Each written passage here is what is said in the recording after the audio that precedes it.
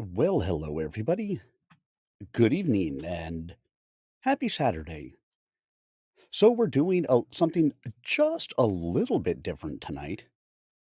As always, we are going to have ourselves a good old fashioned story time, as it should be. So shall it be written, so shall it be done. Why isn't that? How weird. Um, and rather than reading a full novel this time, I have permission from the author for the first three chapters. So I am going to read this. I'm going to record it as usual. I will post it to the YouTube channel. But if you want to see more, well, then you're going to have to go and pick up the book. The book will be available from lots of different places. When you go out to the YouTube playlist, I will have a good assortment of different places that you can pick up the book from if you have been enjoying it. So, Heroless by Antoine Monks. As always, I hope you do enjoy it as you go through. This is your space to be able to listen, enjoy, comment, talk to each other about it. You can stop out to the YouTube channel, you can stop out to Twitch or YouTube or Kick or X, whatever medium that you want to go to listen to this. But of course, it will only be available afterwards on the YouTube channel. So, until then, sit back, everybody, relax, and prepare to enjoy as we dive into another new book, Heroless by Antoine Monks. Read for you, of course, by me, Tim Maloney, also known as Sir Arminius. So, let's just go ahead and dive right on in, shall we? Make sure my speakers are off. And here we go. 1. Faded Clown. Ledgecarp is bored, splayed over his purple bedclothes in a disorganized manner reminiscent of a gangly rag doll. Maddie lies across his legs, sound asleep, her white breasts rising and falling softly. Another man might have congratulated himself, but Carp was an explorer who, after mapping every crevice on a mountain, needed a new challenge and had outgrown the hobby. His eyes wandered to the orange walls plastered with trophies of his victories and dozens of framed newspaper articles detailing past triumphs and failures which had gained the sweetness of nostalgia. Carp was merely 40, although general opinion maintained he had reached his zenith. Carp agreed. Restless, he runs his fingers through wavy hair dry from years of chemicals, as his long face. The clock on the shelf shows 1:30 a.m. Without a second of consideration, he withdraws his feet from under Maddie's head and slips off the bed, ignores the clothes left on the floor, and tromps to the closet. The bed springs creak as Maddie sits up, her bewilderment seeping into his back as he pulls a green shirt over his bony shoulders. "What?" she asks. "Did something happen?" "I'm bored," comes his flat answer as he snakes into some plain blue pants. "Come back to bed." She rubs the covers invitingly. Carp has found a tie. His love of nice outfits had not faded. As he ties the strip of cloth, rather than look at Maddie only to remember the fiery girl she used to be, he scans his wall of fame. "A hero has died today," reads the central newspaper clipping, a headline printed 15 years ago. The paragraph underneath burned on his mind, the relish of its first reading a memory of a memory. "Crime clown escapes after brutal slaying." It was one of the last papers printed. Someone had hung the publisher the next day from the iconic sign over his building. Not Carp. He had held a high regard for Johnson Black's tenacity. No one criticized the New Order these days. No one called them villains to their faces. There were no honest newspapers left, and the vast slave population of the planet had no use for real news anyway. But complaining was no good. The way the New Order ran things left Carp to himself most of the time. But there was too much time and no mountains. Come back to bed, Maddie reiterates. But Carp has grabbed his coat. I think I'll go for a drive. Alone, he adds when Maddie starts to rise. Don't wait up, he blurts as he shuts the door behind him, and Maddie slumps like a withered flower. Carp's garage houses 6 vehicles, all shiny, bright sports cars tuned to perfection. After a moment of half-hearted comparison, he slides behind the wheel of a monstrous blue and pink convertible, keys still in the ignition. As he waits for the metal door to slide open, he glances at an older vehicle in the corner, all purple, the unrepaired dent in the front bumper incongruous with the pristine condition of its neighbors, as though the damage were a sacred memento. Carp winces at the unsavory taste provoked by the sight of it, and grinds the accelerator to the floor, leaving another patch on the concrete. Carp directs his overpowered vehicle through Old Town, where he had made his mark in the days prior to the great victory. He found the main city outside too orderly. After beating Atlas Man, Alexander Corman had remodeled most of it in his image. This meant symmetry, dark tones, function, a great number of statues of the good Dr. Corman, and no fun anywhere. Before the last hero's body was cold, the big villains had divided the world into territories where things ran according to their own laws. Districts within these states had been doled out to the minor crooks and scoundrels who possessed less impressive powers or, as was the case with Carp, no powers at all. He could have asked to be set up in Paris or Prague. In the old days, he had promised Maddie they'd paint the Eiffel Tower with a rainbow. But when the time came, he had just asked for Brooklyn, now called Old Town. He'd battled Foxman for its soul countless times and won in the end.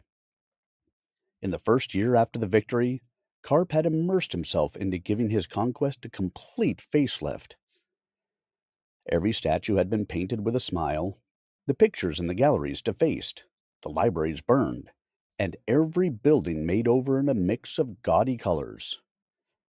Clubs and bars shut down by Foxman were reopened, and the whole area became a collage of painted people and a cacophony of loud music soon known as Clown Town. Carp, as the new mayor, officially christened it so. But as with his various fairgrounds of death in his criminal days, Clown Town was meaningless without Foxman to challenge it, a game with no playmate to give it life. Over the years, the paint had faded. Ruts cut by the rain showed the old bones underneath, until everything was stone gray once again. Carp gave no orders to change anything, and no one complained. Most of the residents were folks too scared to move away, or else his old gang members.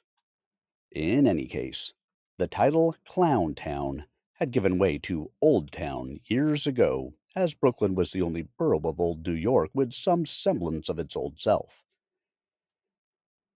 Without thinking, he had guided his car right to the Smiling Cone, its mascot grinning at him from the neon sign amid the gray concrete cliffs as if inviting him in, a glowing relic of Clown Town.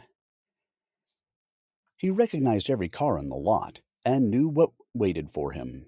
That after leaving his blue and pink monster across 3 parking spots, he would saunter into a blast of greetings from a mob of familiar crooked smiles and extended hands and backslaps from the gang he had released after the victory. Fat and happy on cocaine and hookers.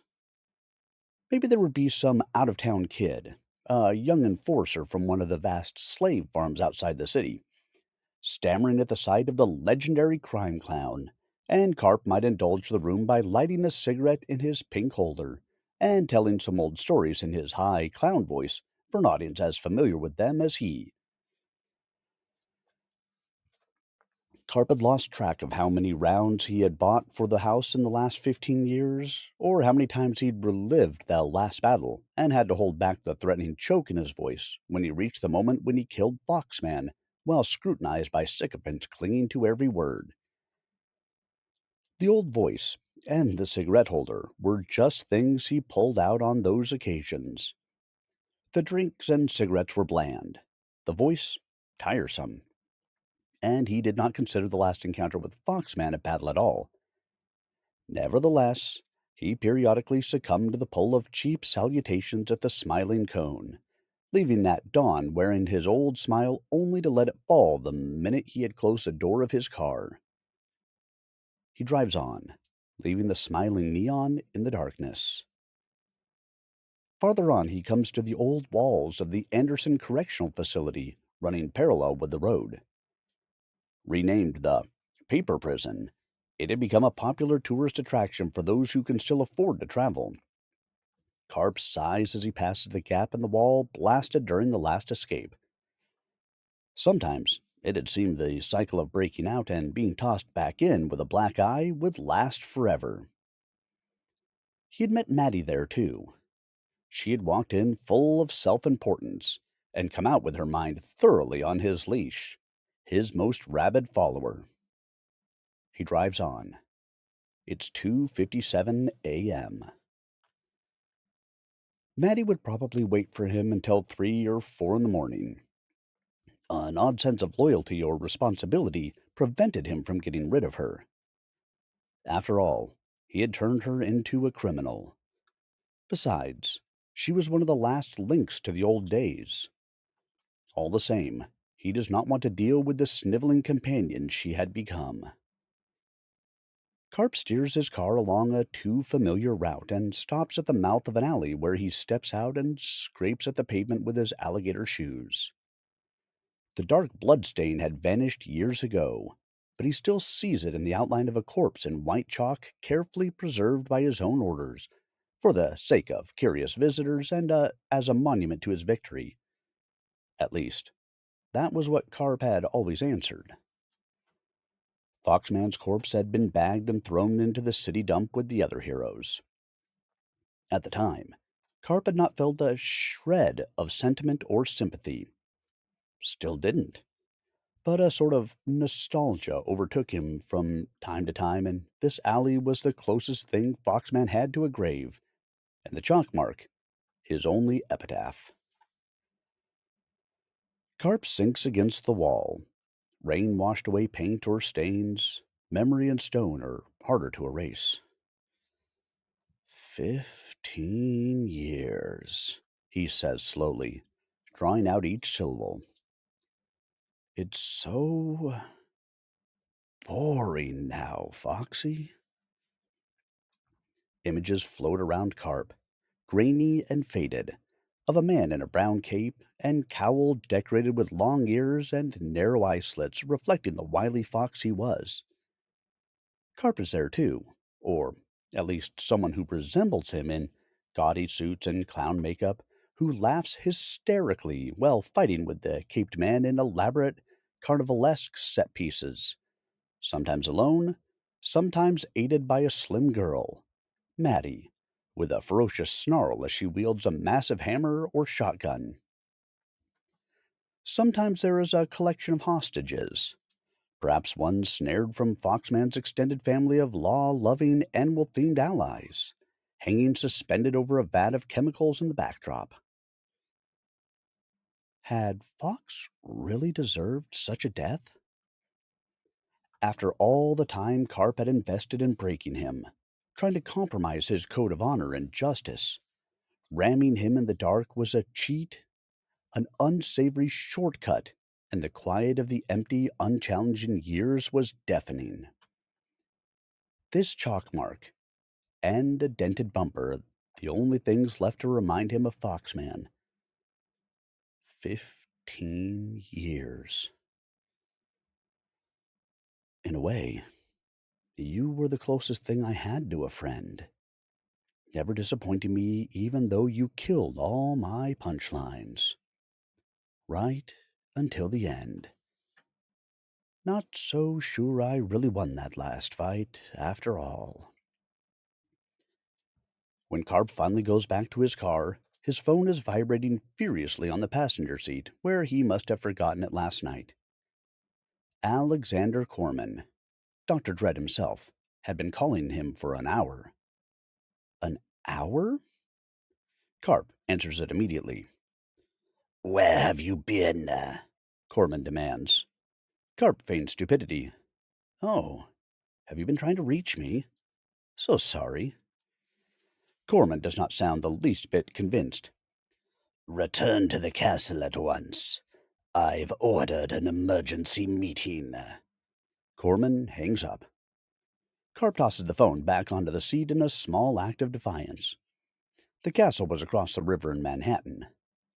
Why on earth is Corman calling a meeting at 4:59 a.m.? With a last glance at the dim alley, Carp speeds away.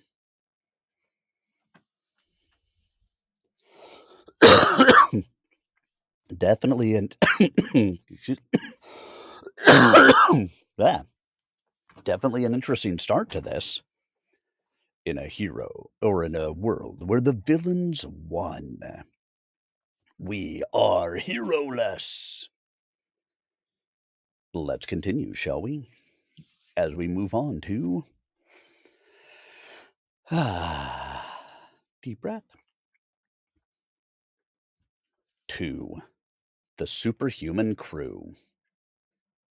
Carp crosses the river, headlights making pools on the steel bridge which had replaced the Brooklyn Bridge, blown apart during the last battle, its moldy towers still looming in the East River, leading through the wall into the castle complex, a massive medieval affair with battlements, built on towers, rising from the riverbanks of Manhattan Island on concrete foundations 8 stories high, guarded 24/7 by a tireless army of robots. Construction had been started the day following the capitulation of the last rebels. Azure Archer and a militia holding out in Washington. However, despite the ceaseless efforts of workers, both human and robotic, for the past 15 years, Castle Corman was, regardless of its staggering area having already swallowed Manhattan Island, barely a quarter finished, with its newest area in Upper Manhattan little more than a barren wasteland of foundations. Carp purses his mouth distastefully at the structure, which had replaced the familiar skyline. Corman also could have gone anywhere.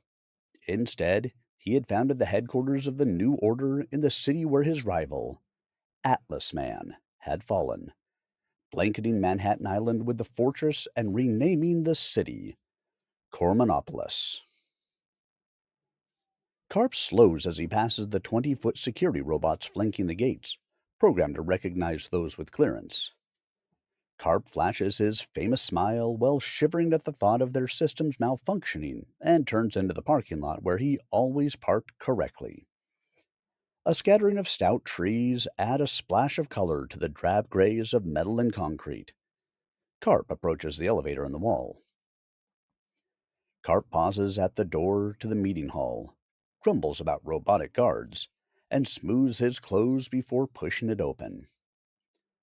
The large room is windowless, utterly unassailable from outside interference, dominated by a long black table, the holographic image of every top member of the Order crowded around it, faces stern. Alexander Corman sits at the head of the table on a metal throne. Dr. Dredd in his white armor and black shroud, his mask staring across the table. Although, like Carp, the man inside the suit possesses no superhuman powers, his intelligence might be justifiably considered superhuman in its vastness. His utilization of this one faculty having brought forth fleets of creations of unparalleled power and complexity, his armor being the greatest of them. With it, He had personally defeated Atlas Man and maintained control over his fellow conquerors who would gladly overthrow him if given the chance.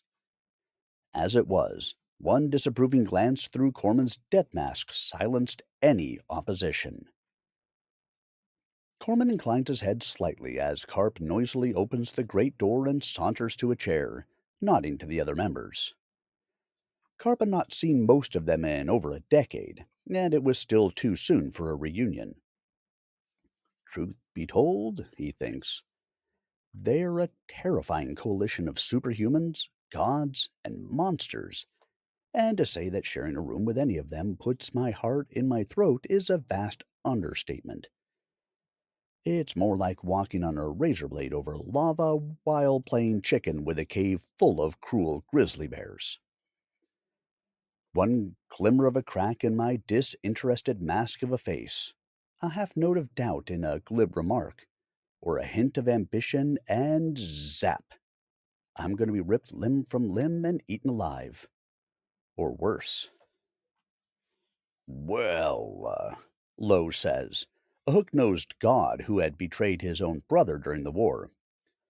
Now that the clown has joined us at last, may we begin?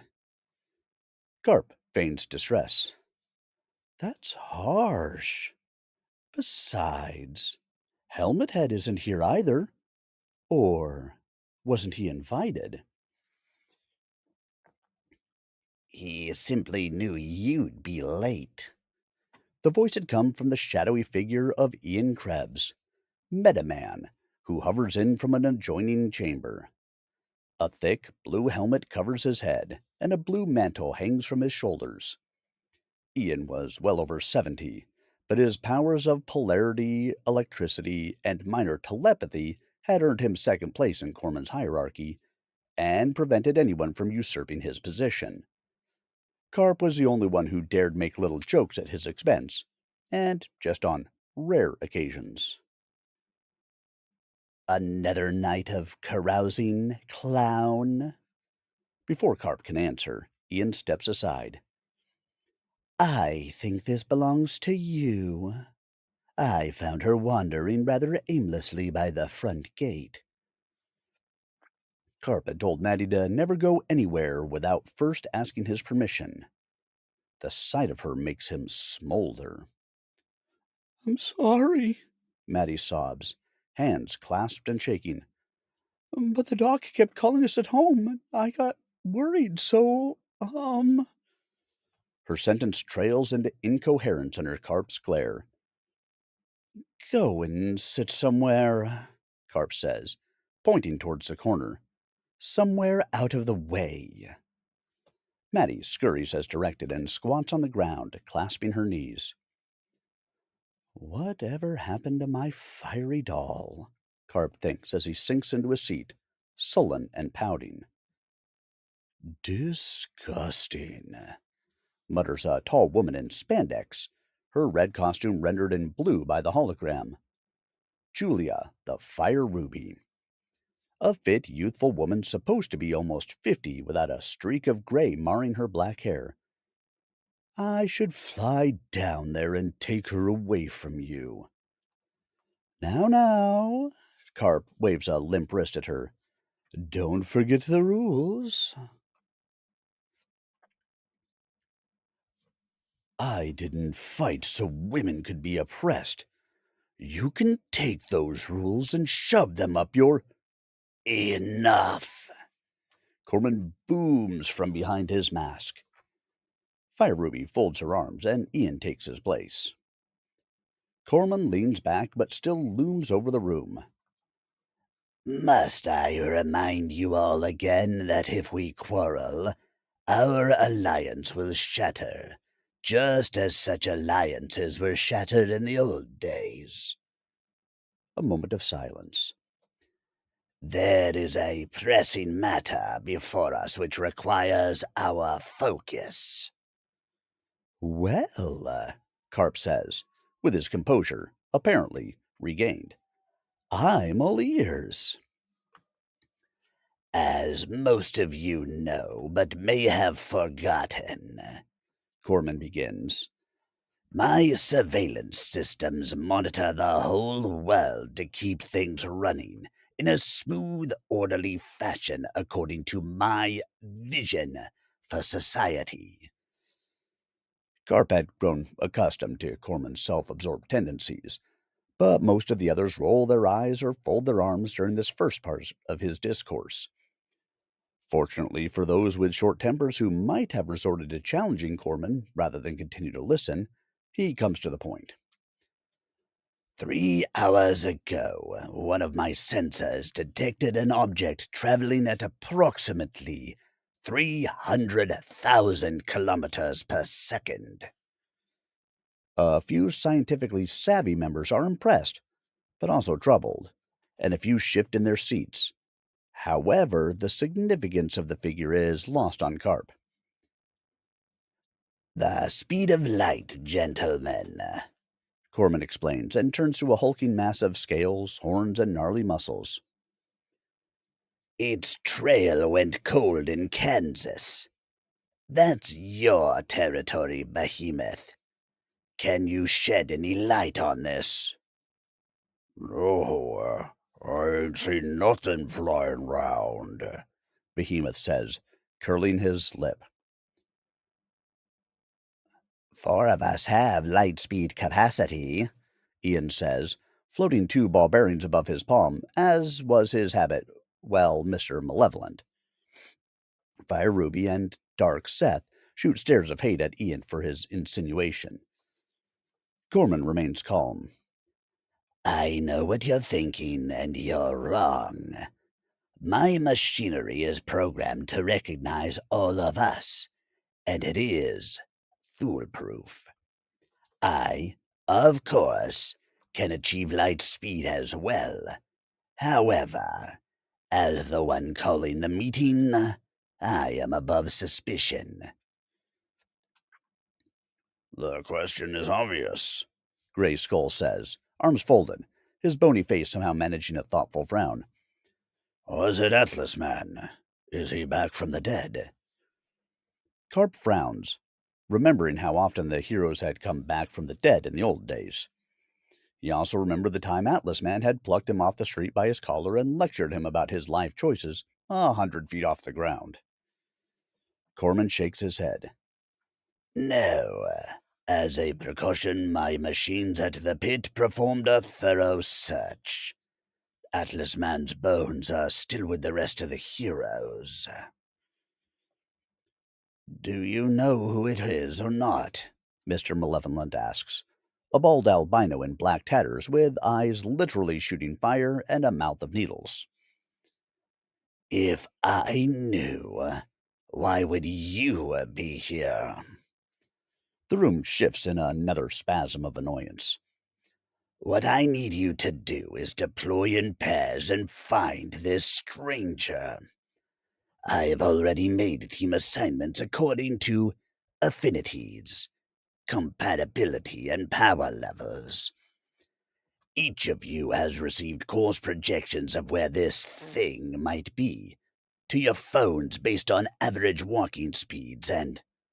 Hold, Lowe interrupts. 'Tis not present on your sensors anymore. I thought your system was perfection. And do you not have robots for this sort of game? My equipment scans for conspicuous activity. At present, this thing is behaving inconspicuously. It can't have gone very far, and I expect you to find it. We must consider the real possibility of a new superhuman. It could be a random accident, such as the countless ones which made most of us and them, or the offspring of one of our enemies. Either way, we cannot ignore the development. Now, our quarry may be hiding in the blight, or he could conceal himself in a field or farm, so we must be thorough. After a while, the meeting ends. Ian floats away and the holograms flicker out. Fire Ruby shoots a parting glance at Carp, who pretends not to notice. But as he stands to leave, Corman suddenly says, Never make it hard for me to find you. An honest mistake, Carp says, utterly calm. Corman's penetrating scowl is a warning. Anyone can be replaced, especially an aging crook with no powers. He sweeps out of the room, cape fluttering. Carp tosses his head and crooks his finger at Maddie in the corner. I'm so sorry, boss.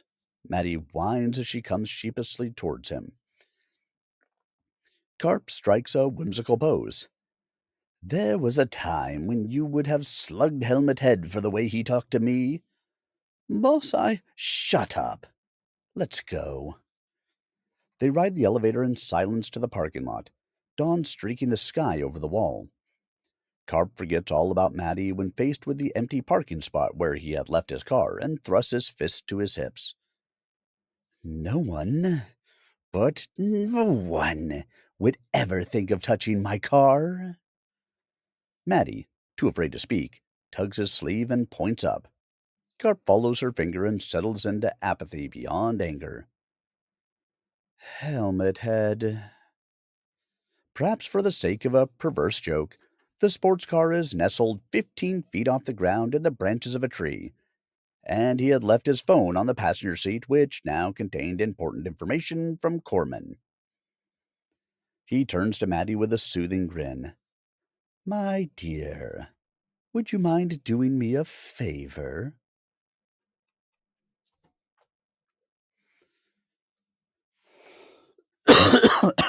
What do you guys think so far? I hope you've been enjoying it. We have one chapter left for our read tonight. And then if you want to continue Heroless, well, you're going to have to go and pick up the book. Available on Amazon, Barnes & Nobles, at Target, at a whole bunch of other places. But let's go ahead and dive into our next chapter, shall we? 3. 3 years and 4 months after the last battle. Friday. Elizabeth was so happy he had invited her out when she had only texted on a whim. They had been good friends once. It was the only thing saving her from a blue day. She stepped off the bus into the sun and breathed the brisk 2 o'clock breeze, smelling of gas and takeaway food. The buildings here were interspersed with trees and smaller and friendlier than in the heart of the city with its casinos and endless cars. She waited on the corner until the lights changed and crossed with a dozen or so people. Actions as simple as this had been exciting back when her costume was hidden under her clothes. A siren wailed somewhere. There were less than in the old days, and no need to dash toward it. She often forgot to tingle at the sound nowadays and was nearly accustomed to being one of the people again. The city was sunny, the distant skyscrapers bright with reflections. It was almost warm enough to start leaving her jacket at home. The buildings here were shorter, the sort where even a minor hero such as she might have stood over the city. The hero point of view, as Bug had called it. There was no hurry. She had checked her phone on the bus and would be at the coffee shop 15 minutes early as it was. The siren drifted farther away, getting lost in the din of traffic. Once upon a time, wearing a modest outfit to hide her costume, she had missed a date because of a siren. Who would miss that aspect of life? Or dealing with the worst kind of people regularly? She shook herself. She did not want to think of them. Elizabeth had come across art of herself once on social media. The artist had made a common mistake and put her standing on a high ledge where it would take too long to reach the street. She was not blessed with the power of flight. He had also rendered her far too curvy and toned. It was not as though there were no photographs accurate enough for him to use as reference. He had made her into a comic character, a goddess in tights, and his picture probably got more likes because of it. But it was fine. People have fantasies. And there were worse pictures. Not often of herself, There were other, more inspiring heroes, but she had worn tights. Not as thin as others since she tended not to jump much, and a mask that covered her whole head. They fit under her clothes and helped her stay cool during combat, were easy to clean and dried fast. Doing laundry and repairing her outfit were hassles she did not miss either, not to mention the villains. Her steps became heavy at the thought, a word that churned in the pits of her stomach. Villains. A comical term from the time before superhumans were a reality, but it was the term she always caught herself using for the people who chose to use their gifts for personal, frequently petty ends. Many were little men with little goals. Others had been monsters, a walking abyss staring back. 3 years since that last fight, and who would miss it? Yet, sometimes late at night, lying awake or sleeping, she saw those dreaded capes and cowls at the end of that deadly street littered with rubble, felt again the heat of atomic blasts as fellow heroes had seemed to evaporate around her, found herself again cowering by that corner while the din of battle raged in the city. When she slept, it was worse, and she'd emerge in the waking world drenched in sweat in December, or shivering on a summer's evening, tears staining her cheeks and no one near to understand her secret aches and longings for familiar voices muffled by masks. Pills could help with sleep, but to whom could she unburden her memories and be certain of their safekeeping? But the city had been beautiful from the hero point of view, and there had been the other, more powerful heroes. Some were godlike. She had met Justice Hand once, but the meeting with Blue Saturn had changed things the most. She had not been in real danger, but it was an impressive sight nonetheless. And she had been 18 to boot, full of lingering youthful eagerness and fancies.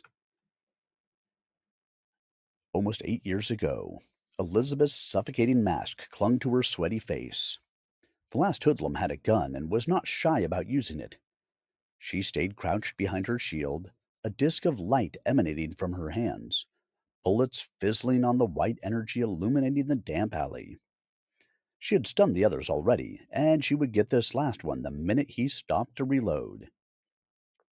He dropped into the alley, landing right behind the crook, a massive man with the defined muscles of an athlete rippling under a navy blue unitard. No cape, and the planet Saturn emblazoned on his chest. The kind of heroic build plucked right from a comic. The crook, eyes bulging from his head, spun. Blue Saturn, exhibiting as little fear as a principal spanking a schoolyard bully, caught his gun while his other massive fist thumped the man's head, and he flopped to the ground. Good evening, Blue Saturn said, unloading the gun. You're this girl, right? A mask covered most of his face, but not his wince at the name. Elizabeth had meant to call herself Crime Buster, but social media overruled her once a video of her stopping a liquor store robbery with energy discs went viral. Afterwards, she tried to console herself by wondering if most heroes got their names the same way. Yes, she said, and you are Blue Saturn. Thank you for jumping in. I think you had it, he smiled. I wanted to speak with you. After we have a little chat with the police, of course, he added with the smile at the sound of the approaching siren. Her cheeks were hot under the mask. Blue Saturn wanted to talk with her? She fought to keep her voice steady. Yes, of course. I just need to. Tingling with embarrassment, she got her coat from where she'd tossed it behind some trash cans and folded it shyly to her body. I use it to cover my costume and just take off my mask until I need it, she explained. He nodded, and even seemed impressed. Clever. The police were polite, in hindsight perhaps intimidated by the blue-clad hero whose strength ranked among the top superhumans. In any case, police never spoke to her with such deferral. Blue Saturn drew most of the questions, answering them politely and at leisure, his account being as brief as his participation. The police turned to her only afterwards. "So, you were the first on the scene?" "Yes," she answered, her voice steadier than when she faced officers alone. "They were skulking in the alley, so I asked them what they were up to, and they must have panicked and attacked me. The last one had a gun, and I was staying behind my shield when she indicated Blue Saturn, showed up." The cop was still nodding and writing in his notepad when Blue Saturn said, "So, is that everything?" The officer considered a moment and said they were free to go. When Elizabeth encountered police, questioning lasted anywhere from 15 to 30 minutes, and twice she waited an hour before they told her she could go. Both times, the worry of being arrested clung to her shoulders until a few streets were between her and the police. But here was Blue Saturn acting as the authority of the situation. Blue Saturn waited until they rounded a corner before speaking. "Let's have a talk. There's a good spot nearby where we shouldn't be disturbed." "Of course. Lead the way." Blue Saturn set a quick pace through the alleys and by streets without pausing for breath, while she struggled to keep up with his long strides. Eventually, he stopped under the metal balcony of a fire escape, jumped 8 feet to it with ease, grabbed the ladder, and brought it down for her with a clatter. The cold of the iron seeped through her glove. "See you at the top," he said, and before she could ask what he meant, he tensed and vanished. It took her a second to understand he had simply leaped to the roof. She swallowed and climbed after him along the endless stairways and metal cages of the fire escape. The roof featured the usual assortment of air vents, and Blue Saturn was leaning against the small elevator house with his big arms folded. "I use this building a lot," he said. "It's good for watching the streets, and I can safely jump down." The night's exertions had caught up to her, and she was panting after the climb. "Just a second," she said, sinking to the roof and resting against the parapet. "So, he said, your only powers are those energy blasts?" He sounded disappointment, which rankled a bit. "Well, I don't have super endurance or something, if that's what you mean." "I'm sorry," he said. "I got ahead of myself. It's not important." After a few more breaths, she was ready to talk. "What did you want to tell me?" His voice assumed a note of grandeur as he explained. "We, me and the other heroes, I mean, are getting together soon to see if we can form some kind of team. Some of us have worked together several times now, and the super criminals may only increase." She was glad her mask hid how her jaw dropped. It was probably good she was sitting. "And you want me to join?" "Sure," he said. "Why not? I saw Justice Hand the other day, and he recommended you for a spot. He said you were calm under fire, and now I can second that." She had not realized she was staring. She was 15 when the first hero, Captain Infinity, appeared, and discovering her own powers at 18 was a dream come true. Now she had a chance to work with them. "Aren't you happy?" "Happy? I'm overjoyed," she said. "Who else is coming?" He smiled again, a winning smile of long teeth. "Basically everyone. Captain Infinity." She covered her mouth. "Oh my God." Blue Saturn went on. "Colonel Justice, Miss Universe, Shade, Justice Hand, of course, Silver Falcon, the Bug." "Oh my," she said. "The brightest stars. The very brightest ones." The present. His offer had erased how irritable his superior attitude had been, and time had worn down her willingness to remember that aspect of Blue Saturn. Nostalgia usually fades under examination. Her steps were heavier, her shoulders slumping by the time the sign of the coffee shop jutted half a block ahead. But Elizabeth was too early. She turned her back on it, crossed another street, and sank on a bench on the edge of a small park near a fenced playground where a few children aged around 5 or 6 were playing, enjoying their first hours of weekend freedom. She had had weekends off and usually did her heroics then, or vigilantism, as was the more common phrase now. She guessed one of the kids was the good guy, because his playmate was doing a gruff voice. Maybe the playground was where heroes and villains belonged. She thought back through the years. She'd stayed on the roof almost 40 minutes with Blue Saturn. The time of the meeting had not been established, and they agreed to meet on the same roof the next week since sharing personal information was too great a risk. The thought of Justice Hand's praise had lightened her whole week. The new horizon as thrilling as a child's anticipation leading up to a birthday, and, when it finally came, meeting the other heroes was beyond exciting. Almost 8 years ago, Elizabeth, in full costume, took a breath as she stopped at the door in the alley and raised her hand to knock, trying for a firm, serious thump befitting a firm, serious crime fighter. The result was maybe too firm. "Password," said a voice from the other side. She leaned in to whisper, "Justice is not blind." Her heart skipped a beat as the bolt clicked. At the time, she did not think about how dingy the room was, how different from the golden towers or fashionably gloomy caves where heroes meet in fiction.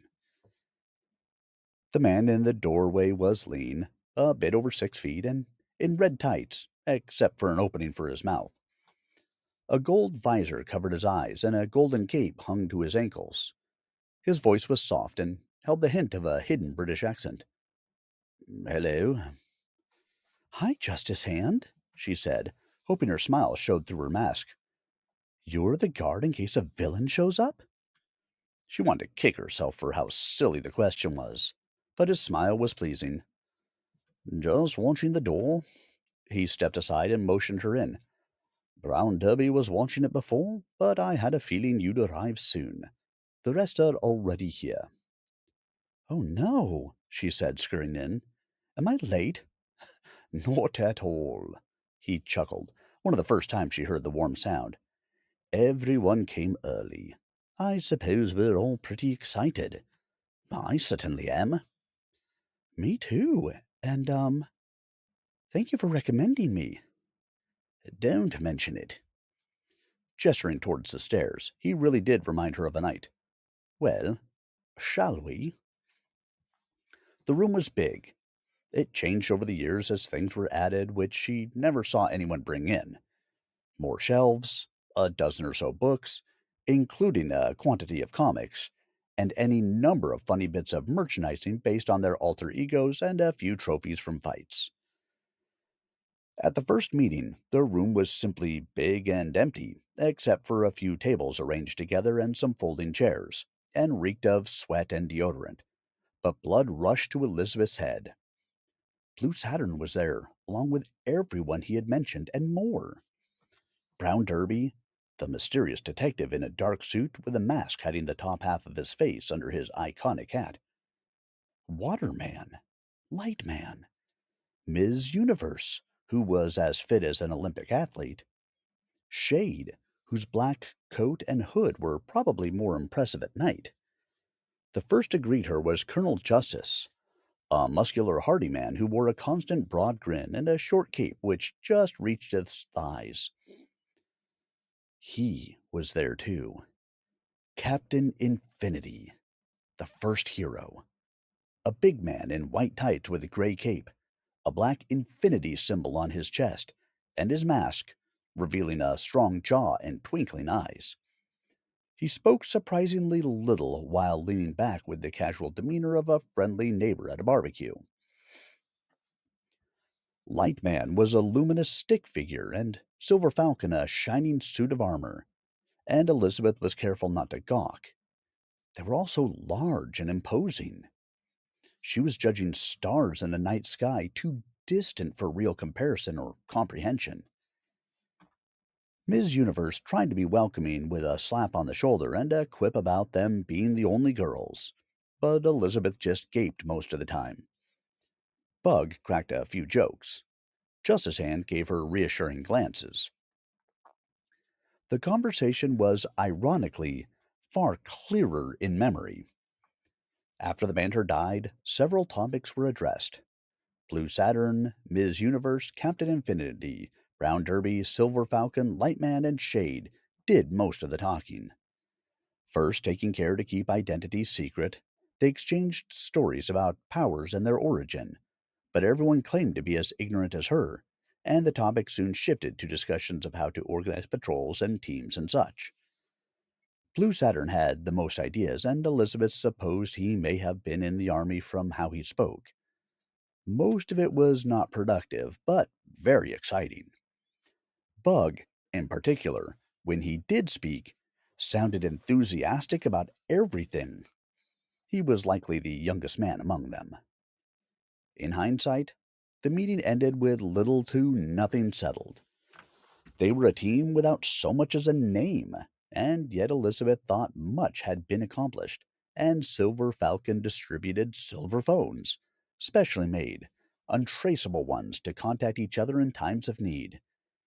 He had said times of need, and it only sounded silly months, years later. The present. The bench was cold, and Elizabeth stood. It was time to go. She still carried her silver phone. No one called, and she never called anyone. But she had it. Truth be told, they'd almost never called her. The sign over the coffee shop read The Tavern, but it was a usual sort of modern building with brown furniture and tall windows. She paused and peered in. It was not too crowded, just enough to be anonymous. She also saw her reflection. 27, with black hair, and dieting kept her weight down. Her reflection was not alone, but none of the others scurrying by kept such secrets. They were civilians in the war she was a veteran of. What would they say if they knew? Would they draw back in fear? Call the police? Even if one of the others were among them, she would not know. A mask disguises identity twice. First when you put it on, then when you take it off. She caught a young man regarding her back as he passed. Sometimes her arms ached from emptiness, as did her heart from the weight of her secrets. Elizabeth straightened. Such thoughts. The hero business makes you old before your time. She had promised herself to fight these blue moods and tried to recapture her positivity from earlier. She was here to meet Roy, after all. She went in and glanced around the room, smelling of coffee and sugar, as she took a place behind 3 other customers. She spotted a few empty chairs, but unfortunately the scattering of people had left no empty tables. If she took a stool at the window, someone might leave before he came, or she could invite him back out to the park, and they would get coffee to go. She noticed him waving from the corner and smiling, his long limbs at ease in the chair. Around 40, he reminded her of a professor after a lecture, and his casual suit and his blond hair was as short as ever, though maybe a bit more forehead was showing. She smiled back and joined him as soon as she had her hot chocolate, extending an arm to hug him. His pleasant cologne filled her head. "You're early, too," she said, stepping back. I suppose I'm excited to meet an old friend," Roy said, not trying to hide his British accent. They sank into their chairs. "You certainly look good," she said. "Retirement suits you." He chuckled as warmly as he used to. "Thank you. I've just transferred to a new school to commute a bit less." "Oh, really? Planning to finally take the time for the book?" "I think so. And I'll be in town most days now. Mostly I just want more time. and prices are down. She listened with a smile. Keeping a secret identity was important once, but having a friend was better. He had obviously used his time well. Maybe hanging up the capes and masks really was the best thing for them. Maybe she should not have waited until it was forced on her. Although, in his place, she might not think so. Their circumstances of retirement were not comparable. Well, she said, they're lucky to get you. Thank you. And what about you? Same old job? Yes, she drawled. But I got promoted last year, so that's good. And I switched apartments. Seems like it's been a time of change for both of us. Only good changes, I trust. She sipped her hot chocolate. She wanted the answers to that herself, but she would not burden him. She would just act normal. Just act normal. And there we go, ladies and gentlemen. That is your first 3 chapters of Heroless. I hope it has piqued your interest. So let me post a couple of things here for you guys. Dun, dun, dun, dun, dun, dun, dun. If you are interested in picking up this book, which I hope you are after all of this, failed to send the message or command. The requester's input was not valid. Please see the endpoint for possible reasons. All right, let me try that here. Reach character limit. Here are a couple places that you can pick up the book. There it is on Twitch. Let's see if it will send. Oh, no, way too many.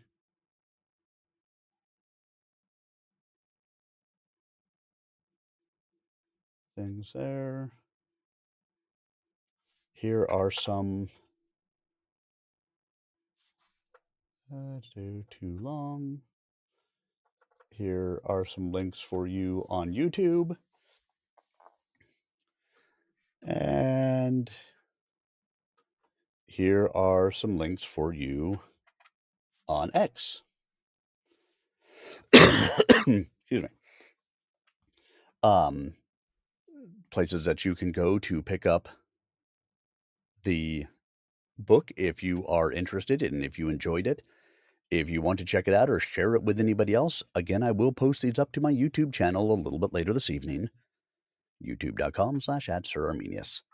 So you can go back and have a listen, see if it is something that you want to pick up. I hope you have enjoyed the reading this evening. I hope to have a new book. I think I've got a new book to start for a full book reading on Tuesday. I will let you guys know for sure when Tuesday hits based on what we are reading. Until then, I know this is a little bit shorter than normal, but hey, we got a good hour in, right? Check out any of the other books that I have up on the YouTube channel if you need some more listening for the evening. And until I see you guys again next time, have a great evening, a fantastic weekend, and I will see you guys all again really soon. Good night, all.